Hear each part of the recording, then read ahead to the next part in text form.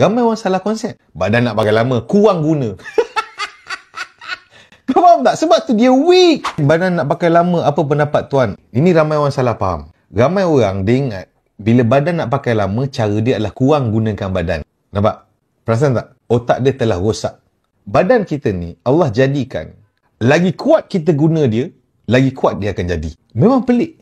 Tapi memang macam tu konsep dia. Ramai orang salah konsep. Badan nak pakai lama, kurang guna. Kau faham tak? Sebab tu dia weak. Badan nak pakai lama, kurang guna kepala otak dia. Ramai orang salah faham yang ini. Okey? Siapa setuju? Type setuju. Kita type dulu, kita nak buka kepala otak supaya kita, shit, betul lah. Badan nak pakai lama, sebenarnya kena gunalah badan tu. Tak percaya kau esok, penyudahnya, na'udzubillah lah, bukan doakan.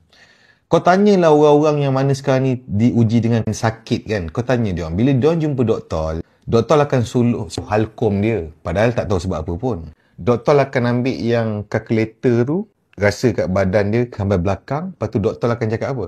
Awak kena jaga makan dan exercise. Lepas tu dia akan charge kau 280, dia bagi sirap. Okay, dia kata ni habiskan. Memang itu. Penyudahnya memang itu. Kau faham tak? Memang mudah buat duit. Okay? Memang daripada awal lah kita jaga kesihatan. Okay?